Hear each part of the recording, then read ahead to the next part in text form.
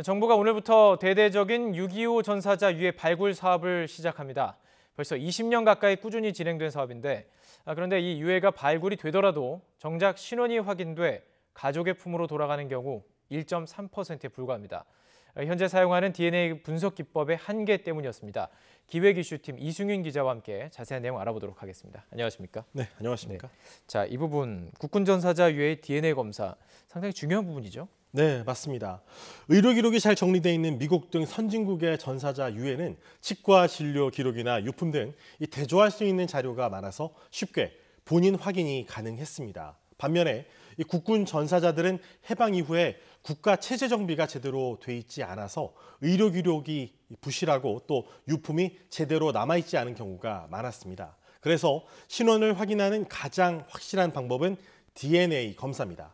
예를 들어 보자면 6.25 전쟁 당시 치열했던 이 격전지였던 이 강원도 양구에서 발굴된 고 한병구 일병의 유해는 무려 68년 만에 가족의 품으로 돌아올 수 있었습니다. 네네. 이게 다 남동생이 DNA 시료에 채취를 참여하면서 1년여 만에 신원이 확인돼서 가족들과 극적으로 다시 만나게 된 겁니다. 네네. 하지만 문제는 이 한 일병처럼 신원이 확인된 전사자가 그야말로 극소수에 불과하다는 점입니다.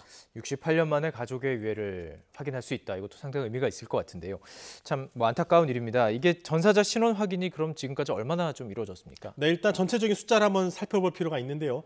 지난 2000년 이후에 국방부가 발굴한 이 국군 전사자의 유해는 1,200여 구가 넘습니다. 네. 그런데 이 가운데 신원이 최종 확인돼서 가족의 품으로 이 한일병처럼 돌아간 경우는 불과 132명, 전체의 1.3%에 불과합니다. 네네. 이 국방부는 신원을 확인하기 위해서 유가족 4만 5천여 명의 DNA 시료를 확보했지만 이처럼 별다른 소득을 거두지 못한 겁니다. 이유는 DNA 분석 검사 기법의 한계 때문이었습니다.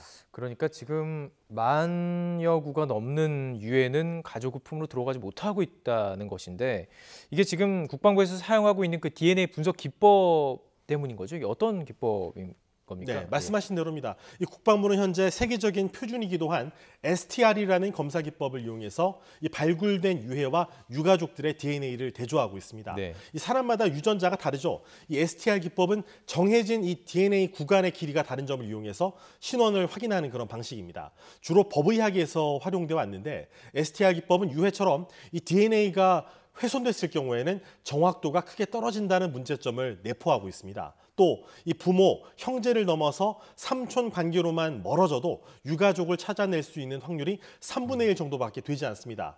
또 설상가상으로 인종 구분의 정확성도 많이 떨어지는 편입니다. 그렇군요. 그러면 이제 대안이 필요할 것 같은데 학교에서는 이미 지금 대안으로 거론된 방법이 있다고요? 네, 그렇습니다. 바로 스닙이라고 불리는 SMP 방식입니다. 앞서 STR은 특정 구간의 이 유전자 길이를 이제 비교한다고 말씀을 드렸는데 SMP는 이 특정 부위의 유전자 구성을 직접 대조하는 그런 방식입니다. SMP 분석 방법의 경우에는 이 유해처럼 DNA가 훼손된 경우에도 상대적으로 정확도가 높다는 강점이 있습니다. 실제로 지금 이 SMP 방법, 그러니까 스닙이라는 방법이 그 제주 4.3 사건에 활용이 됐었다고요? 네, 그렇습니다. 이 서울대 의대 법의학 교수 연구팀에서 이제 네네. 진행을 했는데요.